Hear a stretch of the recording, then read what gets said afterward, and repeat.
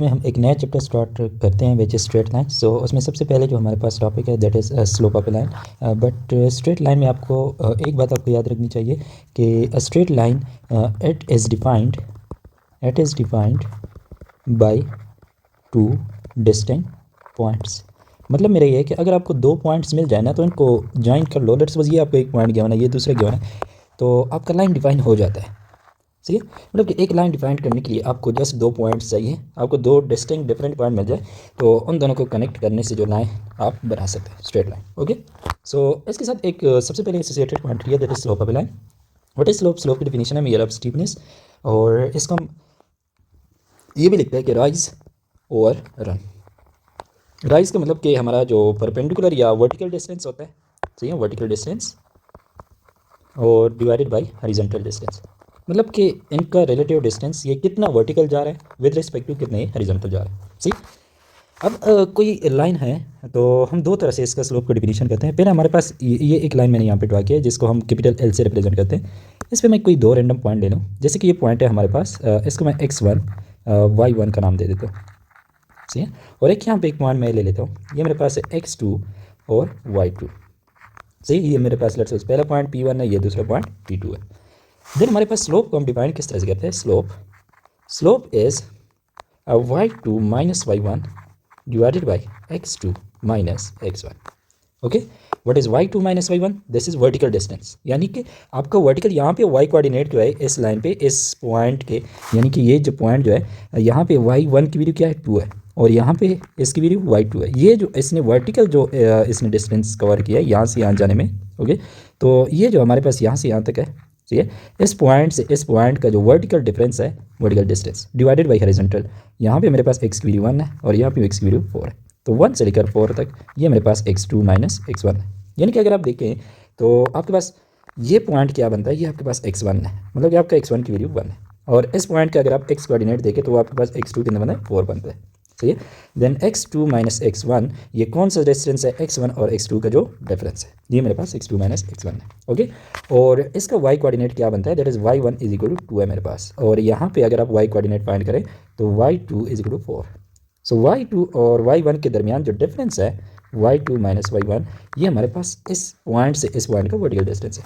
सो अगर इन दोनों का हम रेशो निकाले वो हमारे पास स्लोप की इक्वल होता है। और ये बात आप याद रखें कि स्लोप को मैं अगर माइनस कॉमन कर लूँ तो इसको मैं ये भी लिख सकता हूँ कि y1 minus y2 divided by x1 minus x2। मेरा मतलब ये है कि आप 2 से 1 माइनस करें, सही है, या आप 1 से 2 माइनस करें, सही है, कोई डिफरेंस नहीं है। मतलब ये आपके पास नहीं है कि ये पहला पॉइंट है ये दूसरा पॉइंट, आप इसको p1 भी कह सकते हैं, इसको x1 y1, इसको p2 भी कह सकते हैं। सही है, तो ये रिलेटिव चीज़ है, आप कौन से वाले को 1 करें और कौन से को 2 करें इस पर फर्क नहीं पड़ता। सही है, सो ये हमारे पास स्लोप का पहला फॉर्मूला आ गया। ये हम कब यूज़ कर सकते हैं? व्हेन कोऑर्डिनेट्स, मतलब कि x1 y1 x2 y2 अगर आपको गिवन है, मतलब कि when coordinates of both points, when coordinates of two points, वो पॉइंट्स कहाँ होंगे? वो पॉइंट्स होंगे इस लाइन पे लाई करते हैं, लाई ऑन द लाइन और गिवन। तो हम कब ये वाला फॉर्मूला यूज़ करेंगे स्लोप वाला। ओके, अच्छा, दूसरी तरह से हम स्लोप को डिफाइन करते हैं, सो वो हम थीटा एंगल से करते हैं। बट ये लेट्स सपोज मेरे पास कोई एक लाइन है, ठीक है, हम कहते हैं कि slope is also equal to tangent of theta. Okay, but ये एंगल कौन सा एंगल होना चाहिए? तो पहले मैं यहाँ पे डिस्क्राइब करता हूँ। इस लाइन पे कोई भी रैंडम सा पॉइंट ले लें, लेट्स सपोज मैं ये पॉइंट ले लेता हूँ। ओके, यहाँ पे आप पॉजिटिव मतलब राइट साइड पे एक हॉरिजॉन्टल लाइन बना लें। देन इस ब्लू लाइन से, हॉरिजॉन्टल लाइन से इस लाइन का काउंटर क्लॉकवाइज, एंटी क्लॉकवाइज जितना एंगल बनता है वो हमारे पास थीटा होता है। सही है, तो ये कौन सा लाइन है? ये हमारे पास एक पॉजिटिव एक्स एक्सिस का डायरेक्शन है ना, ये वाला डायरेक्शन कौन सा डायरेक्शन होता है? पॉजिटिव एक्स एक्सिस का। तो हम कहेंगे कि थीटा एंगल जो है वो पॉजिटिव एक्स एक्सिस और लाइन के दरमियान एंटी क्लॉकवाइज एंगल होता है। ठीक है, तो यहाँ पे मैं लिख लेता हूँ कि theta is angle between positive x axis and the line, जो गिवन लाइन होगा एन एंटी क्लॉकवाइज डायरेक्शन, ठीक है, एंटी क्लॉकवाइज डायरेक्शन में। सही है, तो ये हमारे पास स्लोप का दूसरा फार्मूला आ गया। आपने दोनों जो है दोनों आपने याद रखने होंगे। सही है, और हाँ एक और बात कि स्लोप को हम रिप्रेजेंट किस चीज़ से करते हैं? स्लोप के लिए जो हम सिंबल यूज़ करते हैं वो हम m यूज़ करते हैं। सही है, मतलब कि मेरे पास ये होगा कि m is equal to slope is equal to tangent of theta, या ये मेरे पास y2 minus y1 divided by x2 minus x1 के इक्वल होगा। सो स्लोप के बारे में आपने ये फार्मूला और इसकी डिफिनीशन वगैरह याद करना है। सही है। अगर हमें ये एंगल गिवन हो पॉजिटिव एक्स एक्सिस के साथ तो हम टेंजेंट थीटा से निकालेंगे स्लोप, और अगर हमें कोऑर्डिनेट्स गिवन हो दोनों दो पॉइंट्स का, मतलब x1 y1 पहला पॉइंट, x2 y2 दूसरा पॉइंट, तब हम इसका इस फार्मूले से स्लोप फाइंड करेंगे। सही। नाउ नेक्स्ट मेरे पास है कि आपने याद रखना होगा कि हॉरिजॉन्टल लाइन का जो स्लोप होता है वो हमेशा जीरो होता है। सही है। हॉरिजॉन्टल लाइन यानी कि आपके पास कोई भी हॉरिजॉन्टल लाइन हो, अबव एक्स एक्सिस हो, बिलो हो, जहाँ भी हो, हॉरिजॉन्टल लाइन कोई भी, लेट्स सपोज यहाँ पे मैं बना लेता हूँ, ये हॉरिजॉन्टल लाइन है मेरे पास, तो इसका स्लोप जीरो होगा। ठीक है, इसका स्लोप जीरो।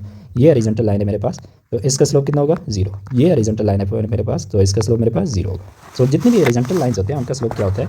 वो जीरो होता है। अच्छा, वर्टिकल लाइन का जो स्लोप होता है वो अनडिफाइंड होता है। वर्टिकल लाइन का स्लोप अनडिफाइंड होता है। आप कोई भी वर्टिकल लाइन ड्रा कर ले, लेट्स सपोज ये मेरे पास कोऑर्डिनेट एक्सिस है, कोऑर्डिनेट एक्सिस। सही है। और इस पे मैं कोई भी वर्टिकल लाइन ड्रा कर लेता हूँ, जैसे कि ये आपको रेड में नज़र आ रहे हैं, तो इसका स्लोप क्या होगा? इसका स्लोप अनडिफाइंड होगा। ये मैं वर्टिकल लाइन ड्रा कर लेता हूँ, इसका स्लोप अनडिफाइंड होगा। सही है। तो जितने हॉरिजॉन्टल लाइन होते हैं उनका स्लोप जीरो होता है, और जितने वर्टिकल लाइन्स होते हैं उनका स्लोप अनडिफाइंड होता है। ओके, अब हमारे पास नेक्स्ट बात आती है पॉजिटिव स्लोप। तो पॉजिटिव स्लोप का क्या होता है कि अगर हमारे पास जो एंगल होता है, एंगल वो 0 डिग्री और 90 डिग्री के बीच में हो।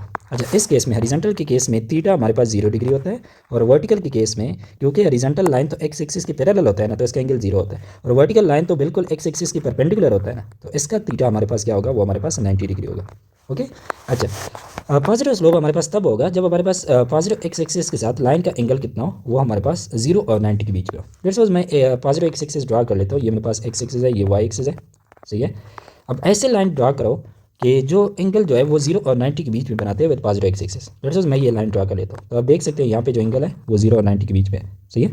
अगर मैं यहाँ पे इस तरह से लाइन ड्रा कर लेता हूँ, तो इसका एंगल आप देख सकते हैं कि ये एंगल हमारे पास क्या होगा? वो 0 और 90 के बीच में। सही, बिल्कुल वर्टिकल भी नहीं है और जीरो भी नहीं है, इनके दरमियान में है। सही। और नेगेटिव स्लोप के लिए हमारे पास क्या होगा कि इसके लिए जो एंगल का रेंज है वो 180 डिग्री और 90 डिग्री के बीच में। सही है। मतलब कि लेट्स सपोज हमारे पास कोई ये कोऑर्डिनेट एक्सिस है, ये मेरे पास एक्स एक्सिस हो गया, ये मेरे पास वाई एक्सिस हो गया, मैं इस तरह का कोई लाइन ड्रा कर लेता हूँ। ठीक। अब इसका एंगल आपने कहाँ से देखना होगा? ये हमारे पास पॉजिटिव एक्स एक्सिस है, मतलब कि ये एक्स पॉजिटिव डायरेक्शन है, राइट साइड है। इसके साथ आप काउंटर क्लॉकवाइज एंगल देखोगे, ये वाला एंगल। ओके, यहाँ पे हमारे पास ये वाला एंगल बनेगा, तो ये थीटा आप देख सकते हैं ये 90 से बड़ा है और 180 से छोटा है। इस लाइन का स्लोप हमारे पास क्या होगा? वो हमारे पास नेगेटिव होगा। अगर मैं एक और लाइन ड्रा कर लेता हूँ, लेट्स सपोज ये मेरे पास लाइन है, तो ये पॉजिटिव एक्स राइट डायरेक्शन है, राइट साइड का। सही है। और काउंटर क्लॉकवाइज जब जाते हैं तो ये आपके पास एंगल बनता है, तो ये एंगल आप देख सकते हैं कि 90 और 180 के बीच में। तो ये जो ब्लैक लाइन है इसका स्लोप हमारे पास क्या होगा? नेगेटिव होगा। तो आपने याद रखने होंगे इनके स्लोप्स, हॉरिजॉन्टल लाइन का स्लोप 0 होता है और इसका एंगल थीटा 0 होता है। ओके। और जो हमारे पास वर्टिकल लाइन होता है उसका हमारे पास स्लोप इज़ अनडिफाइंड, और हमारे पास जो थीटा होता है उसका वो 90 डिग्री होता है। ठीक है। आप यहाँ पे देख भी सकते हैं क्योंकि हमें पता है कि slope is equal to tangent of theta.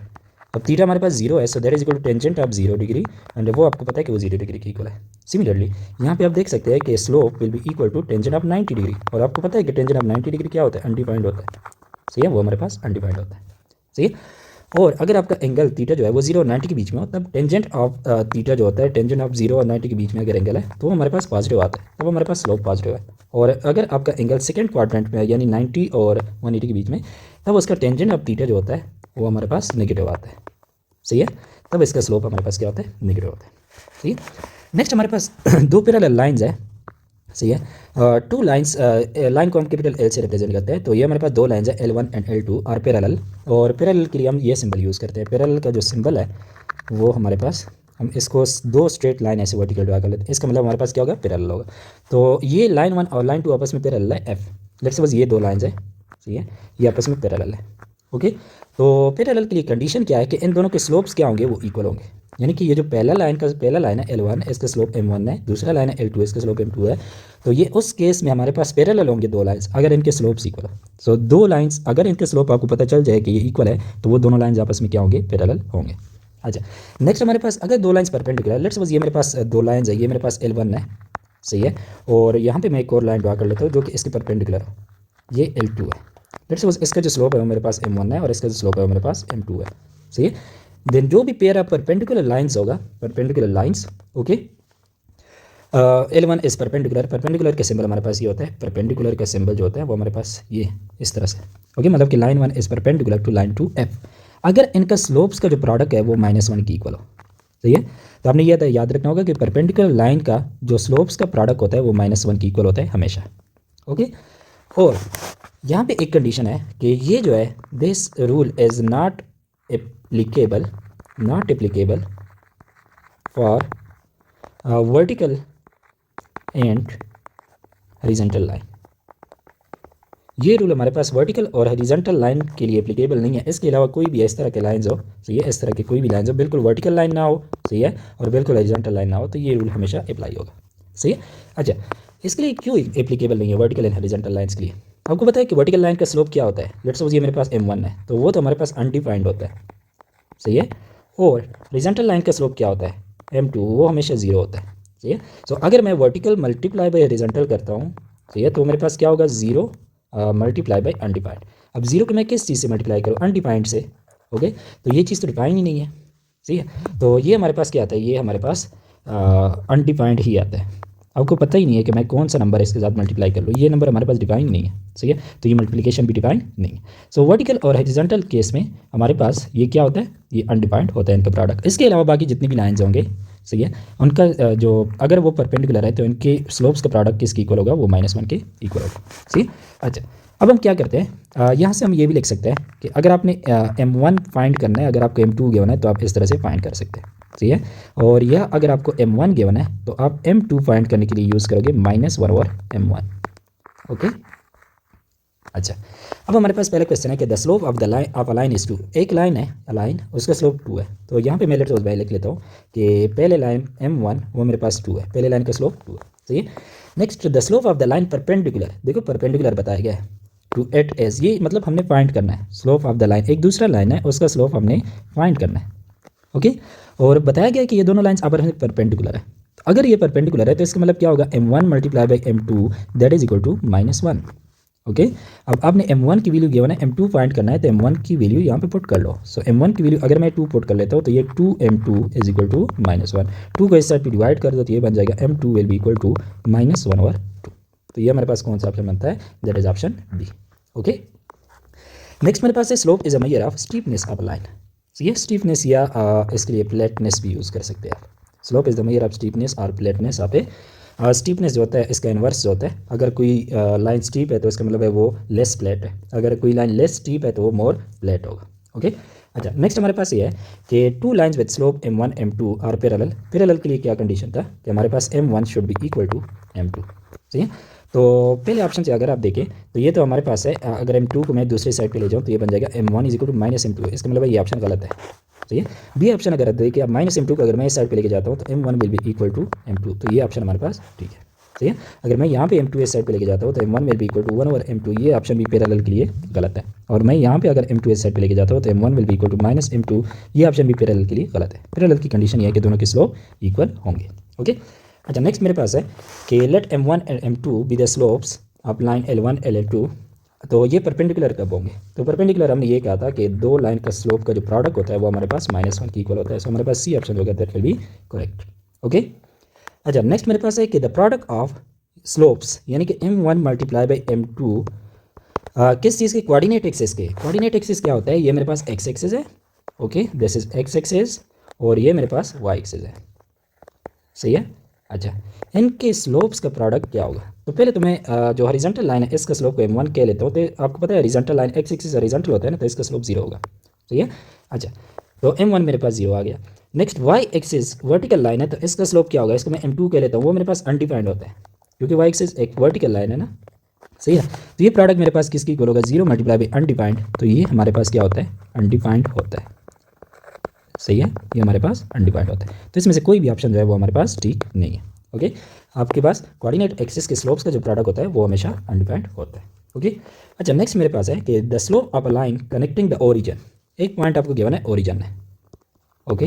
अच्छा, एंड पॉइंट पी के कोई भी कोऑर्डिनेट्स होंगे। अच्छा, इसका जो स्लोप है वो 3/4 की इक्वल है, मतलब m की वैल्यू जो मेरे पास है that is 3/4। Okay. If the ordinate of p, अच्छा पहले तो मैं आपको बता दूं कि अगर आपका कोई p पॉइंट है एक्स वाई या ए बी मैं कह लेता हूँ, सही है। अच्छा, इसका जो एक्स कोऑर्डिनेट होता है ना, x coordinate is called abscissa. किसी भी ऑर्डर पेयर के एक्स कोऑर्डिनेट को एब्सीसा बोलते हैं, और इसके दूसरे उसको क्या बोलते हैं? ऑर्डिनेट बोलते हैं, ऑर्डिनेट, सही है। अच्छा, तो इसका ऑर्डिनेट हमें गिवन है कि पॉइंट पी का जो ऑर्डिनेट है वो हमारे पास 6 के इक्वल है। सही है, मतलब कि पी अगर कोई पॉइंट है तो इसका पहला हमें पता नहीं है, दूसरा हमारे पास 6 है, इसका जो ऑर्डिनेट है वो 6 है। ओके, ये मेरे पास ऑर्डिनेट होता है ऑर्डर पेयर का जो दूसरा एलिमेंट होता है। अच्छा, देन आप फाइंड करो एफ सी से फाइंड करो, मतलब ये चीज़ जो है ये हमने फाइंड करनी है। ओके, एक पॉइंट हमें गिवन है कि ओरिजिन 0 व 0 है, दूसरे पॉइंट का हमें जस्ट ऑर्डिनेट गिवन है, और डेटा जो हमें गिवन है वो ये है कि स्लोप इज इक्वल टू 3/4। ठीक है, अब आपको स्लोप और 2 पॉइंट्स हैं, तो इसलिए फार्मूला हमारे पास क्या था कि slope is equal to y2 minus y1 divided by x2 minus x1। ठीक है, ये मेरे पास पहला पॉइंट है तो इसको मैं x1 y1 कह लेता हूँ। ठीक है, अगर आप कंपेयर करें तो x1 की वैल्यू 0 है और y1 की वैल्यू भी क्या है आपके पास, that is equal to 0। Okay, और अगर आप इस पॉइंट को पी x2 सेकेंड पॉइंट अगर आप मानते हैं तो x2 की वैल्यू अननोन है और y2 की वैल्यू हमारे पास क्या है, 6 है। सही है, सो सबसे पहले मैं y2 की वैल्यू पुट कर लेता हूँ, दैट इज 6, और y1 की वैल्यू पुट करता हूँ, that is 0 divided by x2 की वैल्यू मेरे पास क्या है यहाँ पे, सही है, अननोन है, तो ये मैं फाइंड करना चाहता हूँ। सही है, और जो मेरे पास x1 की वैल्यू है, सही है, वो मेरे पास 0 की इक्वल है। सो ये मेरे पास क्या बन जाएगा, this will be m is equal to 6 divided by x2। आपको m की वैल्यू भी गिवन है तो वो भी यहाँ पे पुट कर लो, तो ये मेरे पास किसकी इक्वल हो जाएगा, 3/4, m की वैल्यू मैंने यहाँ पे पुट कर ली। ओके, तो that will be equal to 6 divided by x2। सही है, अच्छा, अब क्रॉस मल्टीप्लाई कर लो तो ये मेरे पास 3x2 बन जाएगा। सही है, और 6 मल्टीप्लाई बाई 4 24 बनता है, 3 को इस साइड पे डिवाइड करो then x2 will be equal to 8। मतलब कि जो हमने एफ सी सा फाइंड करना था या सेकंड पॉइंट का एक्स कोऑर्डिनेट फाइंड करना था वो 8 के इक्वल है। तो ये मेरे पास डी ऑप्शन जो होगा वो करेक्ट होगा। ओके, अच्छा, नेक्स्ट हमारे पास ये है कि एक्स एक्सिस, अगर कोई लाइन एक्स एक्सिस पे हो तो उसका इक्वेशन क्या होता है, या एक्स एक्सिस का इक्वेशन क्या होता है, यानी कि लेट्स सपोज ये मेरे पास एक लाइन है जो कि बिल्कुल एक्स एक्सिस पे लाई करता है। ओके, तो इसका इक्वेशन क्या होगा, what will be it's equation. Okay, तो एक्स एक्सिस का जो आपके पास इक्वेशन होता है वो होता है y is equal to 0। X axis का इक्वेशन होता है y इज इक्वल टू 0, इसका इक्वेशन हमारे पास y इज इक्वल टू 0 होगा। और y एक्सिस का इक्वेशन क्या होता है, तो y एक्सिस मतलब कोई ऐसा लाइन जो कि बिल्कुल y एक्सिस पे, तो उसका इक्वेशन हमारे पास क्या होगा। ठीक है, तो आपके पास y एक्सिस का जो इक्वेशन होता है ना वो होता है x इज इक्वल टू 0। ठीक है, अच्छा, मतलब कि इसका इक्वेशन वर्टिकल लाइन जो कि y एक्सिस से हो उसका इक्वेशन होता है x इज इक्वल टू 0। ठीक है, अच्छा, नेक्स्ट हमारे पास इक्वेशन ऑफ हॉरिजॉन्टल लाइन। अब मैं यहाँ पे एक कोऑर्डिनेट एक्सिस ड्रा कर लेता हूँ, ये एक्स एक्सिस हो गया, ये मेरे पास वाई एक्सिस हो गया, ये वाई प्राइम, ये मेरे पास एक्स प्राइम। ओके, अच्छा, हमारे पास हॉरिजॉन्टल लाइन दो तरह के हो सकते हैं। एक हॉरिजॉन्टल लाइन मैं ड्रा कर लेता हूँ जो कि एबोव एक्स एक्सिस है, एबोव एक्स एक्सिस, यानी एक्स एक्सिस के ऊपर कोई हॉरिजॉन्टल लाइन है, तो उसका इक्वेशन हमारे पास क्या होता है, y is equal to positive constant plus k, positive constant. Okay, मतलब कि अगर आपके पास लिखा हुआ है y इज इक्वल टू +2 तो ये एक ऐसा हॉरिजॉन्टल लाइन होगा, सही है, जो कि एक्स एक्सिस के ऊपर होगा। सो +1 +2 +3 जो भी आपके पास लिखा हो +0.5, तो y is equal two plus constant यानी पॉजिटिव कांस्टेंट, तो वो इक्वेशन आपके पास किसका होता है, वो एक ऐसे हॉरिजॉन्टल लाइन का होता है जो कि अबव एक्स एक्सिस होता है। ठीक है, अब अगर मेरे पास एक हॉरिजॉन्टल लाइन है जो कि बिलो एक्स एक्सिस है, ये आप देख सकते हैं एक्स एक्सिस के बिलो है। सही है, तो ऐसा लाइन का इक्वेशन जो हमारे पास होता है वो होता है y is equal to negative constant. सही है, y is equal to negative constant. अच्छा, ये k खुद पॉजिटिव है, यहाँ पे मैं कंसिडर कर रहा हूँ कि k is greater than 0। Okay, तो अगर मेरे पास y इज इक्वल टू -1 है, y इज इक्वल टू -1/2 है, y इज इक्वल टू -3/4 है, तो अगर y is equal to negative constant है तो वो सारे लाइन हमारे पास हॉरिजॉन्टल लाइंस होंगे but below the x axis. Okay, अच्छा, अब हमारे पास वर्टिकल लाइन की बात आती है, वर्टिकल लाइन की। तो अब लेट्स सपोज मेरे पास ये कोऑर्डिनेट एक्सिस है, एक्स एंड वाई एक्सिस। ठीक है, तो ये मेरे पास एक्स एक्सिस है, ये वाई एक्सिस है, और ये मेरे पास एक्स प्राइम है, और ये मेरे पास वाई प्राइम है। ठीक है, तो वाई एक्सिस के राइट साइड पे मैं एक वर्टिकल लाइन ड्रा कर लेता हूँ। ठीक है, तो उसका इक्वेशन जो होगा वो X is equal to positive constant होगा, कोई भी एच कांस्टेंट है, पॉजिटिव कांस्टेंट। ओके, तो अगर ये वाई एक्सिस के राइट साइड पे एक वर्टिकल लाइन है तो उसका इक्वेशन हमारे पास X is equal to positive constant होगा। सही है, और नेक्स्ट मेरे पास ये है कि अगर कोई ऐसा लाइन है जो कि वाई एक्सिस के लेफ्ट साइड पे हो तो वो हमारे पास उसका इक्वेशन क्या होगा, that will be X is equal to negative constant. Okay, X is equal to अगर नेगेटिव कोई नंबर हो तो वो हमारे पास equation of vertical line to the left of Y axis होगा। यहाँ पे मैं आपको समराइज करके दे देता हूँ कि लेट्स सपोज मैं यहाँ पे लिख लेता हूँ, ये चीज़ें समराइज कर लेता हूँ कि अगर आपके पास ऐसा इक्वेशन है कि x इज़ पॉजिटिव कांस्टेंट, सही है, तो उस केस में आपके पास ये एक ऐसा लाइन होता है, it is a vertical line, to the right of Y axis. Okay, और अगर लिखा हुआ है कि x इज इक्वल टू 0 तो ये हमारे पास y एक्सिस का इक्वेशन होता है। ओके, अच्छा, अगर लिखा हुआ है x is equal to negative constant तो ये हमारे पास एक वर्टिकल लाइन होता है to the left of y axis, मतलब y एक्सिस के, अगर ये y एक्सिस है ओके तो ये इसके लेफ्ट पे कोई वर्टिकल लाइन होगा, सही है, लेफ्ट ऑफ y एक्सिस। अच्छा, नेक्स्ट मेरे पास अगर y is equal to positive given है, पॉजिटिव कांस्टेंट, ओके, तो वो हमारे पास एक हॉरिजॉन्टल लाइन होगा, एबो x एक्सिस, वो x एक्सिस से ऊपर कोई हॉरिजॉन्टल लाइन होगा, ठीक है। अगर y इज इक्वल टू 0 लिखा हुआ है तो इसका मतलब होगा कि ये x एक्सिस का इक्वेशन है, मतलब ऐसा लाइन है जो कि बिल्कुल x एक्सिस पे हो। और अगर मेरे पास है y is equal to negative constant तो इस केस में हमारे पास ये एक हॉरिजॉन्टल लाइन होगा, this will be horizontal line below x axis, okay, ये बिलो x एक्सिस होगा। तो ये अपने 6 जो वो है वो अपने वर्टिकल और हॉरिजॉन्टल लाइन की याद रखें, सही है। अच्छा, अब हमारे पास पहला क्वेश्चन है कि the line dash will be vertical, कब वर्टिकल होगा, अगर ये लाइन है, कोई जनरल इक्वेशन गिवन है, सही है, ये हमारे पास वर्टिकल लाइन कब होगा। तो हमें पता है कि वर्टिकल लाइन का इक्वेशन क्या होता है, x is equal to some constant, सही है। तो इसमें आपको x का टर्म नज़र आ रहा है, y का टर्म नज़र आ रहा है और कांस्टेंट भी नज़र आ रहा है, सही है। बट वर्टिकल लाइन के केस में आपके पास x टर्म भी होता है, x टर्म, और आपके पास कांस्टेंट टर्म भी होता है, सही है। इसका मतलब है कि ये जो y टर्म है ये नहीं होना चाहिए, इसका मतलब है कि b y is equal to 0। अब y तो एक वेरिएबल है तो इसका मतलब है कि हमारे पास b is equal to 0, okay. तो b इज इक्वल टू 0 हमारे पास कंडीशन है कि ये लाइन क्या होगा, ये हमारे पास एक वर्टिकल लाइन होगा। और साथ में एक और बात भी याद कर लें, वो ये है कि a की वैल्यू ये नॉन ज़ीरो होनी चाहिए। क्यों नॉन ज़ीरो होनी चाहिए, क्योंकि अगर आप a को भी 0 पुट कर लेते हैं, b को भी 0 पुट करते हैं तो ये तो कांस्टेंट इज इक्वल टू 0 हो जाएगा, फिर तो कोई कांस्टेंट 0 की इक्वल तो नहीं होता ना, यानी कि 2 तो 0 की इक्वल तो नहीं है ना, सही है। तो अगर b 0 हो गया तो इसका मतलब है a नॉन ज़ीरो होना चाहिए। अगर a 0 होता है हॉरिजॉन्टल लाइन के केस में, अगर a 0 होता है तो b नॉन ज़ीरो होना चाहिए, ओके। तो कंप्लीट कंडीशन हमारे पास ये बना कि a not equal to 0 and b is equal to 0, so हमारे पास सी ऑप्शन जो है that is correct answer, okay. अच्छा, नेक्स्ट हमारे पास ये है कि एक वर्टिकल लाइन है, वर्टिकल लाइन, तो आपके जहन में डायरेक्ट आना चाहिए कि इसका इक्वेशन होगा x is equal to some constant, okay. अच्छा, दूसरी बात ये कि it is at a distance b units, यानी कि अगर आपके पास ये x एक्सिस है और ये y एक्सिस है, सही है। अच्छा, ये आपके पास ओरिजिन है, ये नेगेटिव x एक्सिस और ये नेगेटिव y एक्सिस, ओके। अच्छा, इसका जो डिस्टेंस है b यूनिट्स है, यानी कि b इसका डिस्टेंस है, कोई भी डिस्टेंस है to the left of y axis, y axis के लेफ्ट पे, सही है। मतलब यहाँ पे मैं कोई वर्टिकल लाइन ड्रा कर लेता हूँ y एक्सिस पे लेफ्ट पे, सच दैट इनके दरमियान जो डिस्टेंस है वो मेरे पास कितना है, वो मेरे पास b की इक्वल है, ओके। अच्छा, अब हमें पता है कि x is equal to constant इसका इक्वेशन होता है, x is equal to constant, और नेगेटिव कांस्टेंट इसका इक्वेशन होता है अगर ये लेफ्ट साइड पे हो, सही है। वर्टिकल लाइन अगर y एक्सिस के लेफ्ट साइड पे हो तो इसका इक्वेशन होता है x is equal to negative constant. अच्छा, अब ये कांस्टेंट कौन सी वैल्यू होती है, that is the distance from y axis, ये जो डिस्टेंस होता है, सो ये मेरे पास इक्वेशन क्या बन जाएगा, वो तो हमें कांस्टेंट गिवन है, कितना है b, सही है। मतलब ये जो कांस्टेंट हम यहाँ पे यूज़ कर रहे थे, ये वाले, ये इस कांस्टेंट का, इन कांस्टेंट का मतलब क्या होगा, that is distance from y axis, distance from y axis, सही है। और इन कांस्टेंट का मतलब क्या होगा, इनका मतलब होगा distance from x axis, distance from x axis, okay. तो अब ये हमारे पास क्या होगा, x is equal to minus b इसका इक्वेशन होगा, सही है। तो हमारे पास बी ऑप्शन करेक्ट हो गया।